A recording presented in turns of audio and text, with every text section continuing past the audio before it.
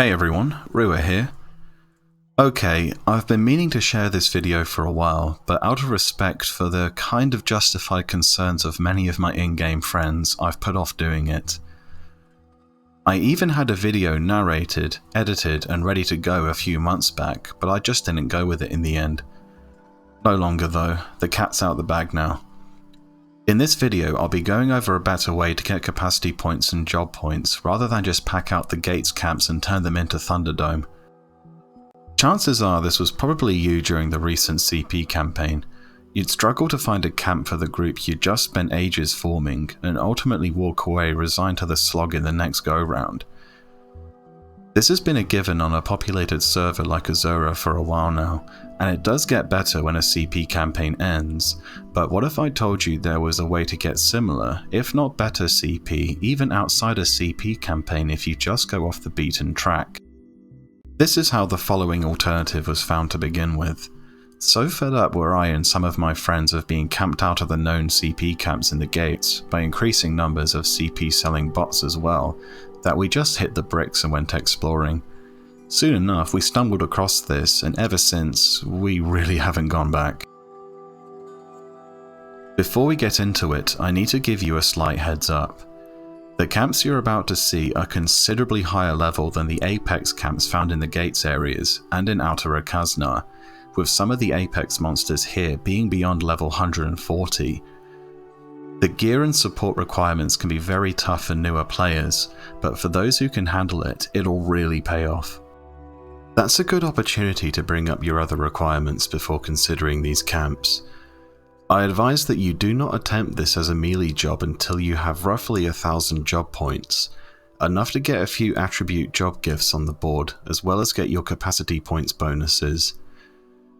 Apex camps have been designed with progression in mind, and in this instance, we're going all the way to the end of the line. Throwing yourself in the deep end as a melee job without prior preparation could drag everyone down unless you can compensate for it with good support. On that note, the minimum accuracy you should be looking at before food or buffs is going to be around 1200.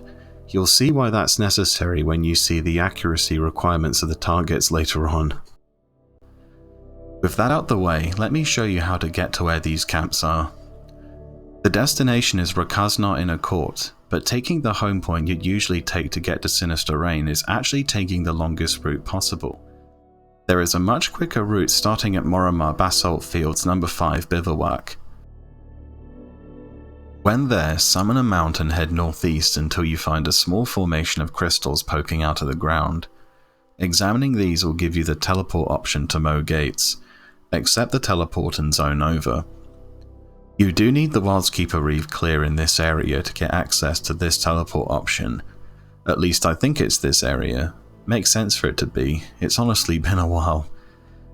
You should have gotten all of your CP bonuses from the Records of Eminence quests for defeating all of the Wildskeeper Reefs, so there shouldn't be a problem either way. When you zone into Mo Gates, put up Sneak Invisible and head north past the first big room you find. The path you end up on is pretty much a straightforward corridor. Follow it all the way along until you get to a large room filled with Umbrals and Dullahans. Go past these and take a hard left until you see a smaller room leading out. In here is another teleport crystal you can use to access Rakaznar Inner Court. When you're ready, go ahead and beam yourself over there. When you get to the inner court, go straight ahead and past the first gate you find. Head down the ramp and you'll find the first of the camps, a small army of Apex Draugar and a Naraka for good measure. If this isn't your intended camp, reapply Sneak and Invisible to avoid unwanted aggro and take a left to move past the camp. As you traverse this zone, beware that pretty much everything you're near will aggro low HP. So if you drop below 75% HP, shown by your HP numbers turning yellow, you're probably about to die. Make sure your HP is topped up before moving out, or you're not going to last very long here. The next camp you'll find is a few seconds beyond the first one, a small platform with a handful of Apex Sea Hyreth. I'll come back to these in detail in a bit, bear with me for a moment. If this also isn't your intended destination, carry on further along the pathway for a few more seconds and you'll find another camp. Apex boots accompanied by a course. I've actually not CP'd on these before, but I can personally tell you that they do not have access to the one-shot kill TP move in Perdition, so I can see a magic-based group really going to town on them. If this is not your destination, then keep going ahead, and you'll eventually come across another small platform occupied by a bunch of Apex Poxhounds. This camp has been great for the jobs my friends and I have brought here, but as you're about to find out, it's not always the best, depending on what jobs you have in your group. Let me explain why all these camps work so well, and why they are superior to the Gates camps, provided your group can handle them. All the monsters in Rakazna Inner Court, the Apex monsters anyway, have distinct weaknesses to certain weapon types, so kill speed is surprisingly fast given their significantly higher level than what most are used to. Similarly, on that note, since they are such a high level, the highest level of any Apex monsters in the game, the base for the capacity points they give are also quite high. Again, given that they are such high level, the chain bonuses last a lot longer, since the window for maintaining the chain is likewise a lot longer. Put all this together and you have monsters with a high baseline which only gets better as the chain builds, and said chain will last longer since mistakes leading to slower kills are not as punished as heavily as they are on lower level targets. First up are Poxhounds. Poxhounds are weak to slashing damage, so jobs using such weapons will be good picks for this camp. If your two melee jobs can form a solid light skill chain together, it's not unusual to see them wiped out by it.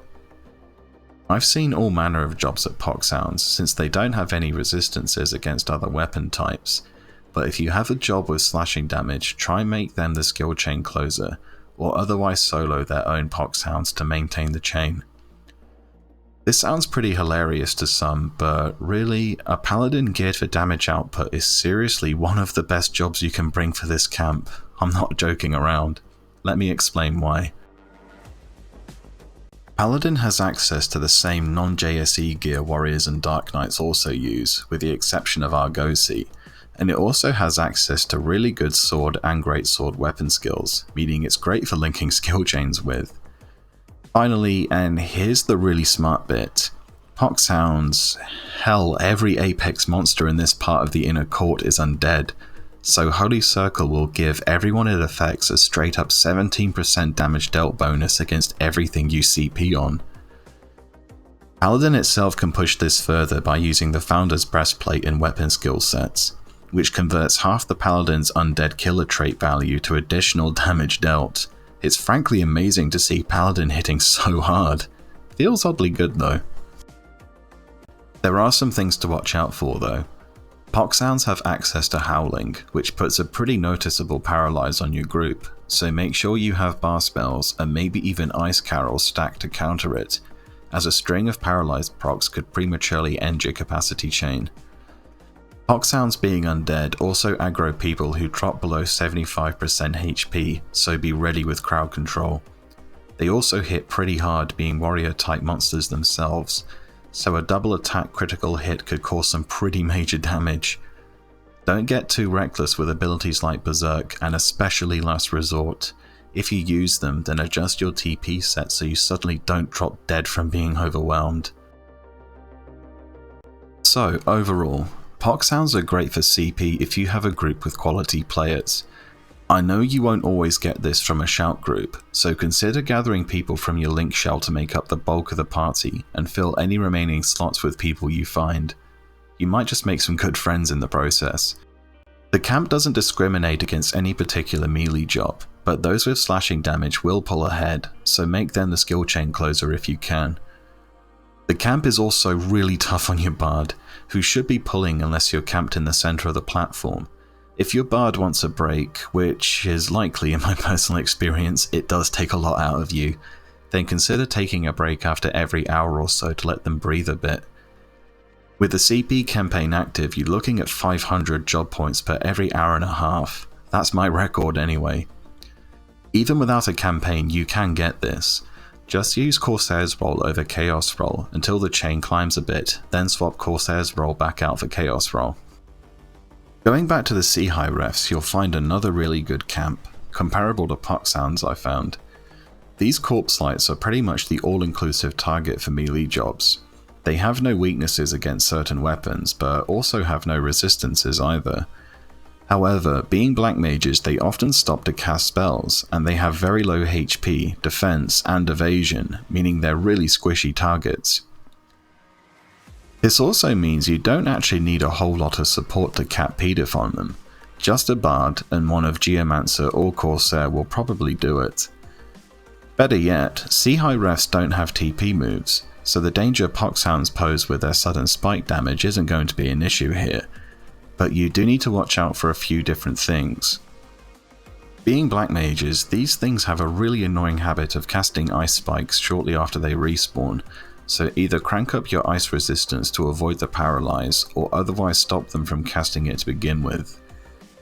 Black mages also means Sleepguard 2 is a constant threat, one that could potentially wipe your group if the healer is hit with it and they don't have sublimation active to recover quickly. With the recent update to sublimation, it takes longer to charge when it's used from a sub-job, so it's possible for your healer to pretty much maintain it. If you're running out of Sea High refs, then you'll find 2 Poxhounds at the foot of the descending ramp. Bring them back up to the party and use them to fill any potential gap in a chain. The same danger of blood aggro is here, since Sea High refs are undead, so be ready with crowd control if things are getting out of hand.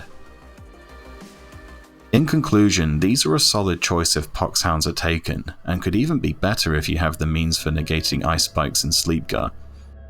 Not to sound like I'm beating the drum here again, but after the impending update, Paladin will have access to Curaga spells, so there's a potential counter against a badly timed Sleepguard. Blue Mage and Dancer also have AoE cures which will do the job. Sea High refs are what I'd recommend to groups coming down here for the first time, as they are the closest thing to entry-level Apex monsters in the area. Like I said a few minutes ago, the job points per hour from these is about equal to those you'd get at Poxhounds. You just need to adjust your group to deal with a different set of dangers. In my experience, there's no job that can't do well against them, and I've had success at this camp more often than not. It's all about reacting to things potentially going wrong. On to the third and final camp, at least among the ones I've personally been to in here anyway. Apex Draugar are a monk's paradise, plain and simple. Given the update Monk got a while back, I was stunned when I didn't see groups bringing it down here during the CP campaign and pulling an old school KRT party, which this camp pretty much is. Draugar take heavy damage from blunt weapons like clubs and hand-to-hand, so Monk and Puppet Master just absolutely wreck house here. Still, this isn't to say those are the only 2 jobs to bring here, as other jobs have solid options for doing damage with a club like Paladin, Blue Mage, and even Warrior. Almost as if underlining this, Draugar resists slashing weapons and take half damage from piercing weapons, so avoid bringing jobs with those weapons to this camp. The camp is very big, with what looks like a small army of Draugar present, and since the black mages among them will take time to follow whoever pulls them, a stationary camp is really not the way to go here. For this reason, I would seriously suggest leaving Geomancer out of any group here, and instead bringing a summoner following the melees with Ifrit or Ramu out. Both their favours will help damage output, as will the melee focus wards Ifrit has.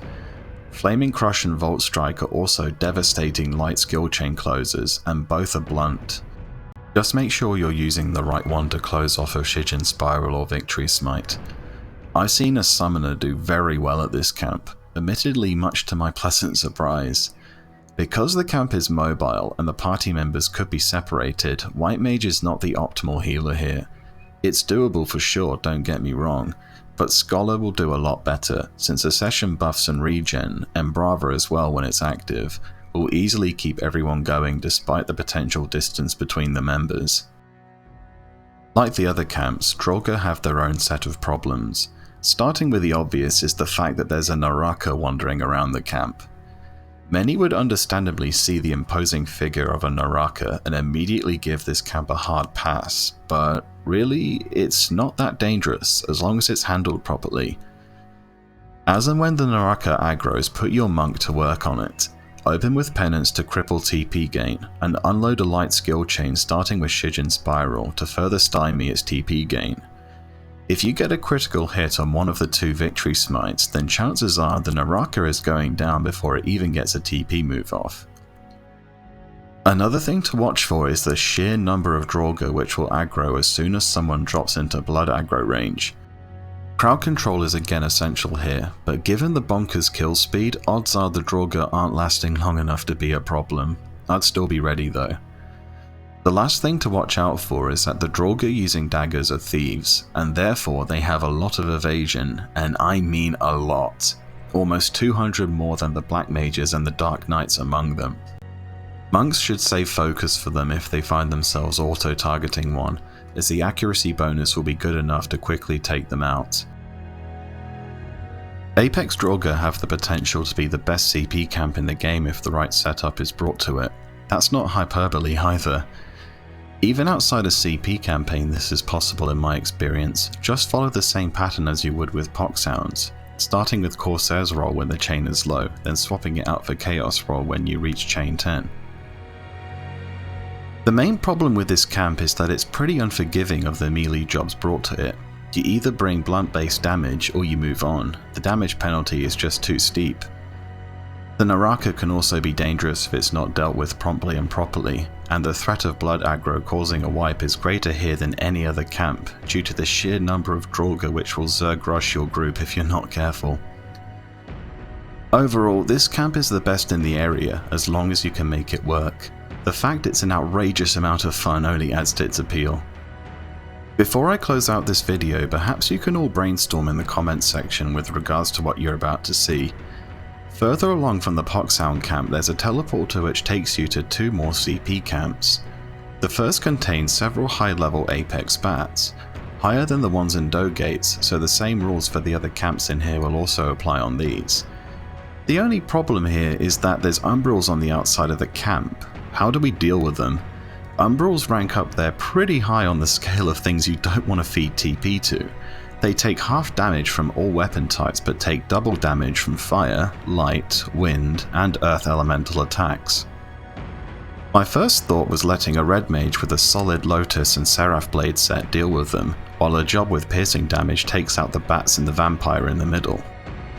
Further along the path from this camp is another, with gargoyles accompanied by Umbrals. This camp immediately strikes me as a samurai's playground, as Warding Circle will work on the gargoyles in the same manner Holy Circle works on everything else in here. Gargoyles get more evasive when they fly, but with madrigals it shouldn't be too much of a problem for a good samurai, I'd imagine. The Umbrals remain a problem though. Come to think of it, Tachi Kagero and Koki will probably wipe the floor with them. Maybe that's our get around. I hope you've now seen that there's far better options for mastering jobs and CP parties than most are currently aware of. Hopefully I've changed that. Job points have historically been a bit of a grind, but ever since I came across these camps, I've never seen it that way ever since.